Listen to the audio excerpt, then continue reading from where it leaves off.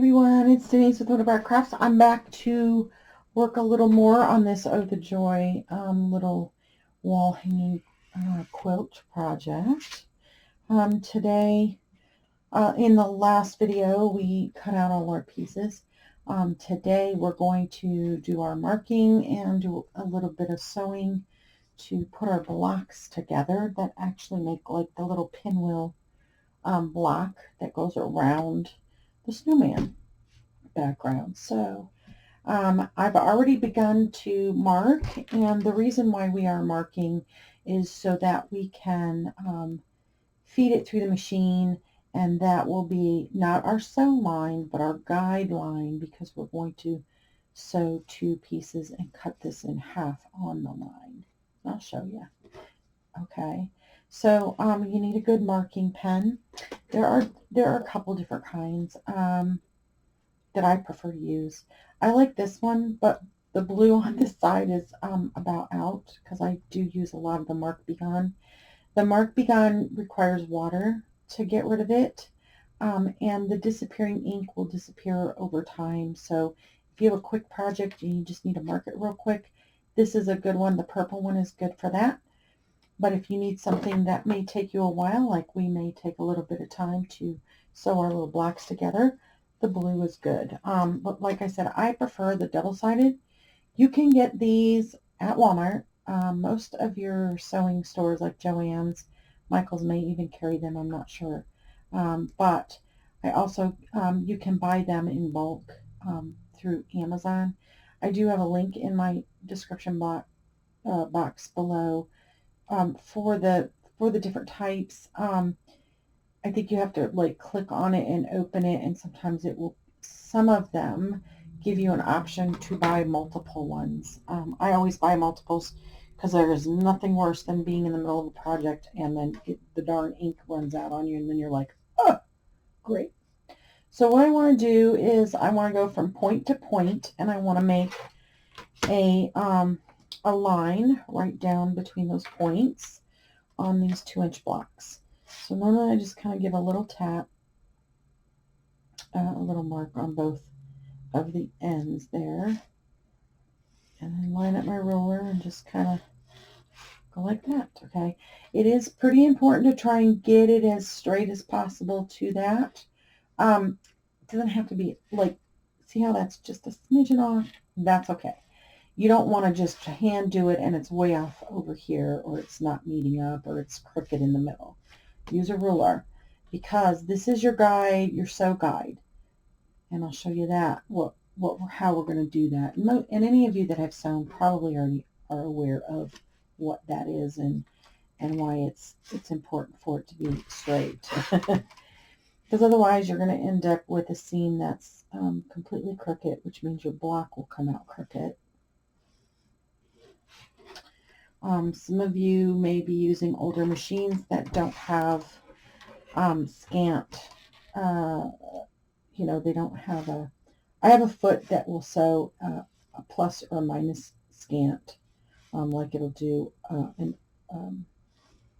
large just over a quarter inch seam, and then I have one that will do just under, which is what you need, is the scant, which means it's smaller than, it's they say about 3 thread lengths shy of a quarter inch, and that is to provide you ample room for, any of you who have quilted for a while know that sometimes when you do just a quarter inch, you get a lot of bulk sometimes, and you don't quite get the measurement that you want from your, and you're either your block is too small and you're tearing them pieces apart, trying to get it right again. And sometimes if you just do a little scant and give yourself a little more room, sometimes it's better to cut it down than it is to lose that, because if your block is too small, it will not fit. It's not going to fit right in the for the quilt, you know what I mean, in the shape of it, in how you piece them together with the other pieces. They won't fit. And believe me, when I first started quilting, I didn't really understand the importance of why that, I didn't get it. So I was just like sewing pieces together, and then I'm like, my quilts always look like ka-dunk, you know?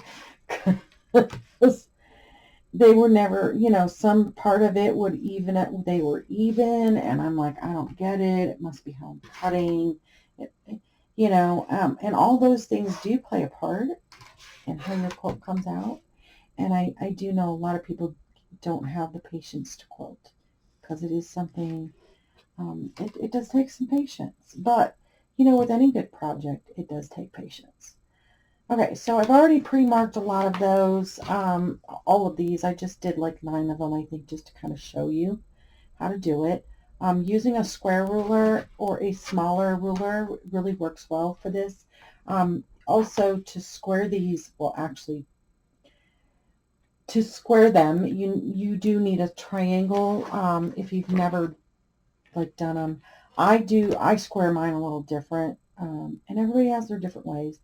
I think a lot of people, they like using a triangle square ruler. You can use this to do that, but I don't have a hand, I have the big long piece. And so trying to use a hand one with this, I'll be all over the place, and my blocks will be crooked anyway. So I might as well do it the other way. My way is using that big long ruler it will take a little longer. If you get something like this, or a specific triangle square ruler that will do a 1.5 inch, that's what you want to do, and use that, if you can, to make your squares a lot better. It will go quicker for you. But I'm just going to do it my way, but I will obviously pause the camera. So we need 48 of these. I've sewn a couple together. Kind of wanted to show you what we're kind of aiming for. So these are what the blocks are going to look like squared. They should be 1.5 inches squared off. Okay, and that's what I mean. Sometimes you'll get the little pieces off to the side, and you'll need to make sure that they're square. Because remember, you're doing 2-inch blocks. So, when you open them, you may have more than 1.5 inches because it's only 1/4 inch. So it should be very close, but sometimes you want to square them up, and it just makes it easier when you're sewing them together. Okay, so we will put, 4 of these together. You're going to have a top piece and then a bottom piece, right? And so we will sew those together to look like this, a little pinwheel looking square. So we have these already done, and we'll have to put those together when we get to that point, to that stage. But we'll leave those, and then we're going to head over to the sewing machine, and I'm going to show you how to you can pin these. Obviously, they do tell you to pin them. I don't like to pin such small squares. If they were larger squares, like 4-inch or larger, I would pin them, but they're very small, and it's sometimes hard. To me, I never can get it right, so I always do it by hand. So let's go ahead and move over to the sewing machine.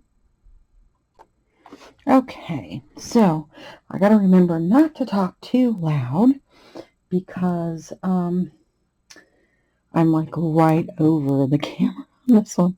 All right, so we're going to do some what they call chain stitching. So you're going to chain your pieces together. This sewing machine does have a 1/4 inch and a 5/8, and I have also quilting stitches on my machine, so I have mine set to do a piecing stitch for the middle so that I can have my 1/4 inch, and I know kind of how to do the scant on it. Now, for those of you who are new to quilting or have not sure how to do a scant, there are feet that you can typically buy with most of your machines. Sometimes, like the older Singers and stuff, you cannot. But there are different types of, I think they're called I think they're like quilting tags or something, where you can use a ruler and measure your scant, and then put like a little piece here. It's a guide for you, because essentially that's what this piece is. If you see here, this piece right here is the guide, and your fabric would sit along here, and then your needle sits in the middle. I don't use this. I just like my typical foot. I have used it. It's okay to use. But I really do prefer my normal foot. That way I don't have to keep changing it out, because as my pieces get bigger and bigger, I prefer to use this one anyway. Because of the flatness of this foot, it picks up for my dog feed, my dog feet anyway, so, or dog feeds. So, okay, what we want to do is lay one piece and get our corners matched up. All right, our tip and our end. Best as possible. Okay. And sometimes it can get a little tricky. And I did put my machine on slow so that I won't sew too fast for you. All right, so I know that with my needle being in the middle, I have measured, and I already know that this little line right here is a quarter inch. And if I go to over here on this side, I know that this over here is like my middle. So, but I like to just do the center on that. So I'm going to lower my foot. Move it over just a little bit. There we go. All right. So now I know that that's a quarter inch. So I need it to be scant. So I need it to be over more. It's a shorter, it gives me a little more room on this, so it's like a shorter than quarter inch. So I know that this is going to be over a little bit more. I kind of eyeball it. I mean, it is what it is, right?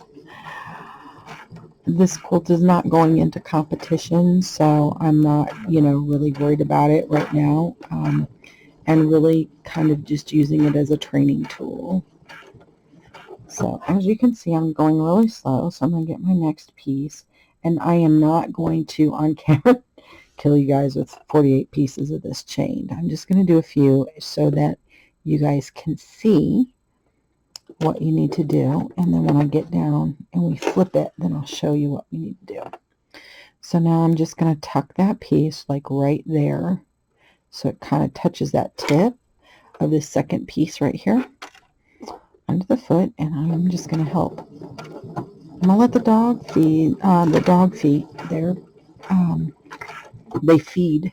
So they go up and down, and they grab and pull that fabric. All my fingers are doing is just lightly keeping it on track. That's it. I am not moving it. I'm letting the dog feeds do their job. All right. Once again, we're going to match up our little points here, and then I'm going to match that up and sew away. And as soon as I get this one done, I'm going to put pause, and then I'm going to finish doing these a little bit faster, because I typically can go a little faster than this. But I would suggest, if you're kind of new to sewing, go a little slow. It's worth it. Okay, so continue to do that, and you've got 48 of these beauties to have to do. So let me go ahead and put you on pause and get these the rest of these sewn, and I will show you what we need to do to flip it. Okay guys, I just wanted to come back and real quick remind you that when you're piecing, make sure that your two right sides are together when you do that, okay?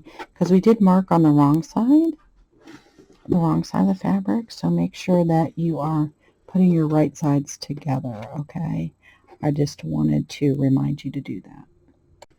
Okay, I figured I'd turn the camera back on for these last three pieces here.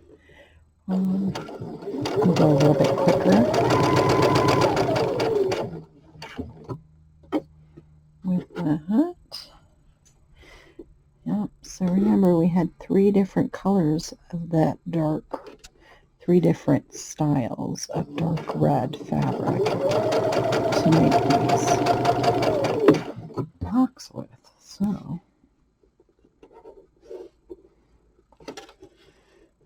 all right, we're getting there, huh? Okay, so now we are at the end. So I'm going to go ahead and cut my string. Now, as you can see, I have this big, long chain of, should have 48. Actually, it'll be a little less than that because I've already made some of the blocks.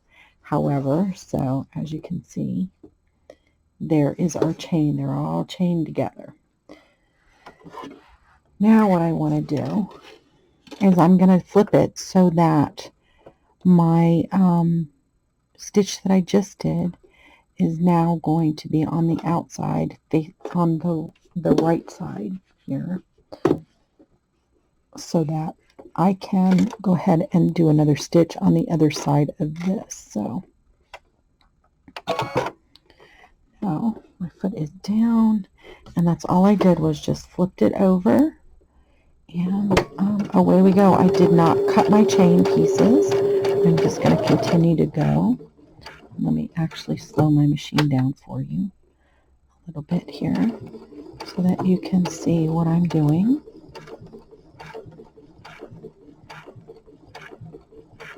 I know it goes really slow, huh? So, and then I'm just going to guide this so that my points are together again. And it should just pick it right back up. I just make sure I flip all my pieces as they come in. Okay, I'm going to speed it up just a little bit.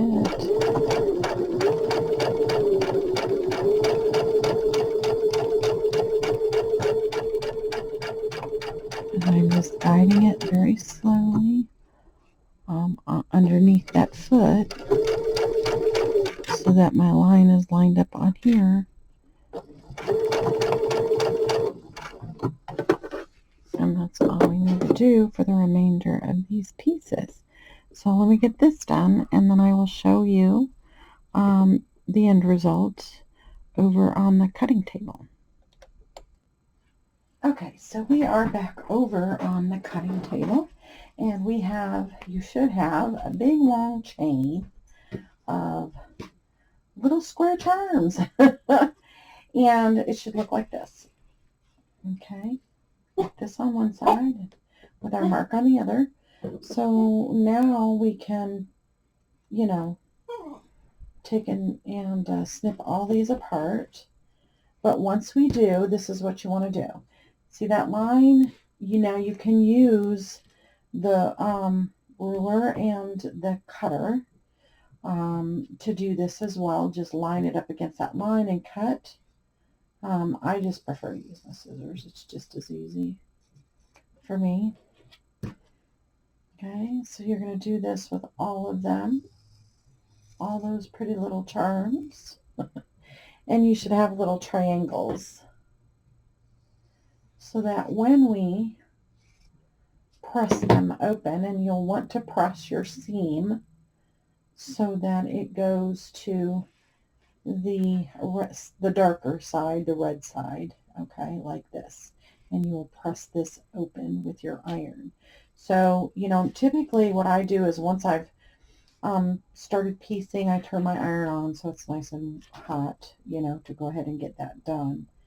But that's pretty much what we're looking to do. Well, not pretty much, that is what we're looking to do. So let me get all these cut apart, so here I'll cut a couple more for you just so you can see. I just take those little chain in between threads and just snip them, and then take and cut right down that line. Okay, and it doesn't matter. I mean, you definitely want it I mean, you don't want to cut like way crooked. You want to try and keep it on the line as much as possible, okay? Because that's going to give you your 1/4 inch seam right there, okay? So it doesn't matter. I just separate them this way because it's just, they come apart one facing one and one facing the other. It doesn't really matter. But you will need to, when you open them, when you start to, because you're going to have different patterns, like, you know, this one here. Make sure you separate them based upon the pattern, okay? Because when you piece these together, you don't want to have on top of this dark, like this one, and then the bottom of this. I mean, I guess you could if you really wanted to, but that's not what the pattern's calling for. So, okay. All right, so let me go ahead and get this done and separate them, and then I'm going to show you once again where we need to do to iron them, and then I'll show you how to square them up and sew each of the block pieces together so we can get one full pinwheel. Okay, so we have ironed open all our little squares now. Okay, right, we cut them down the middle, and then you should have been open the triangle to iron it and put the seam towards the darker end here, just like this. So now what we have to do, and this is going to be a little time consuming, like with any good thing, you know, you really do. It is going to take a little time. Even junk journaling takes time, you know, to measure out your pages, to measure out your book cover, all that stuff. It is time consuming. So, you know, it is what it is. One thing though, I will say, it typically takes longer to make a smaller project because you're working with smaller pieces and the accuracy needs to be a little bit better than, and not to say you shouldn't be accurate with your larger pieces. It's just because they're very small, it's a little bit more tedious. So you have to kind of try and be a little more precise so that it makes it easier to piece your stuff together. But when you're dealing with bigger blocks, it sometimes is it goes by much easier, quicker, I think. And quicker is the word I'm looking for. So anyway, so we need to square these off. I dug out my rotary cutter. It's an Olfa. The Fiskars is good. Olfa is good. There's some different ones out there. I happen to like this one because it does slide up and down and it covers this. So if I put it down, you know, I pulled it out to show you with the small square to how to square it. But I'm only going to do a few, and then I'm going to do it my method, which is I lay them out and square like one side at a time and then turn them again. It may take a little bit longer to do it that way, but I can do multiple, and I would not suggest that you do that unless you have a bit of experience with cutting fabric, because it can get tricky and it just takes one thing and then you have to sit here and piece another piece together. So sometimes it's just easier. I'm just going to tell you now, it would be easier to do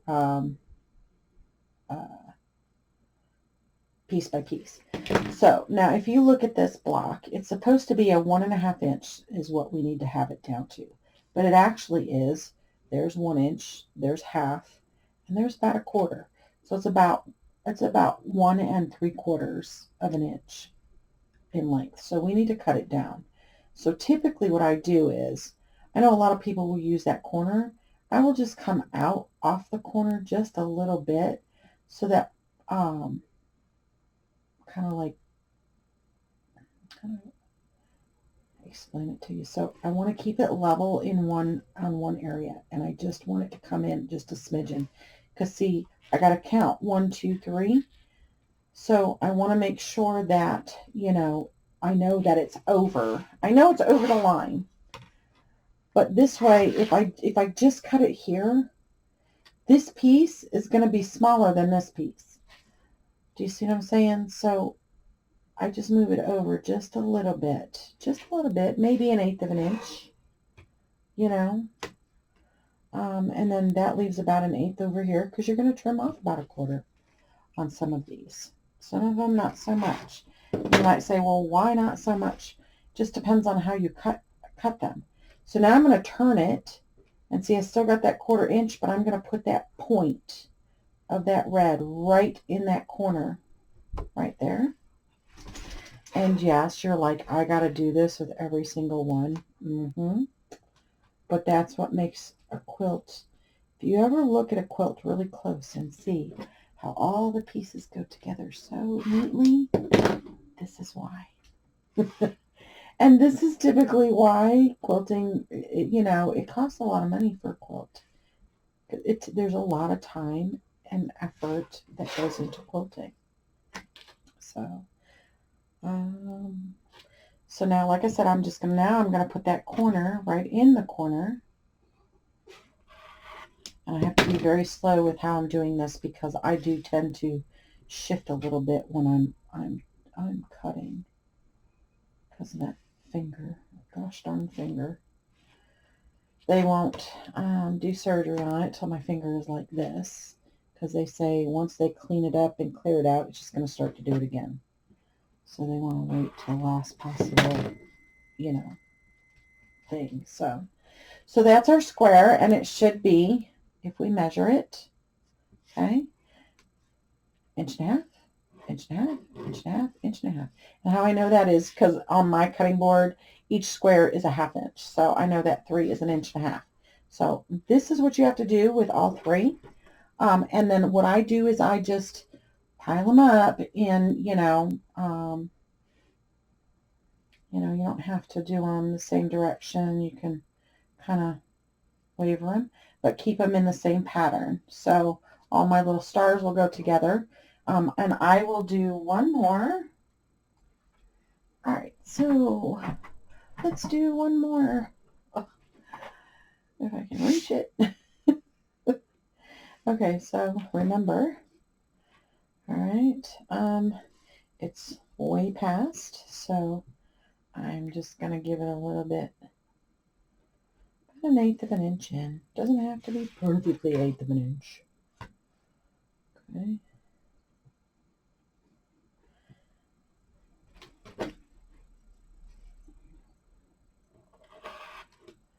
I have to go slow because, like I said, I typically don't get a really good cut with my hands. So. Okay, we're going to put that point to the tip.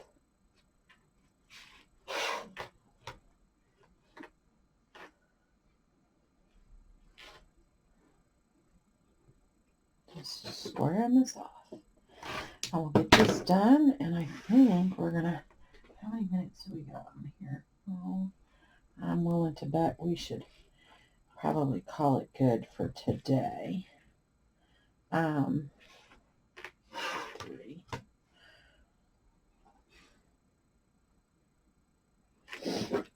And then,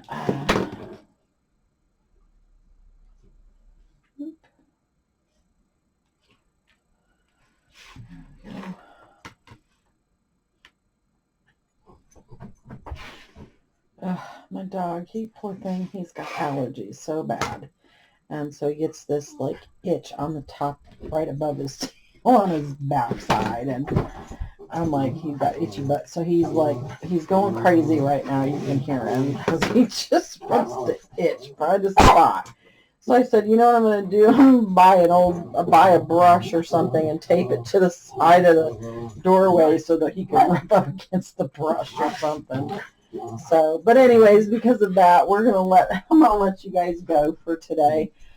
Thanks for joining me. I will finish up squaring up all these blocks, and in the next video, we'll piece the remainder of those blocks together so that we get nice little pinwheels.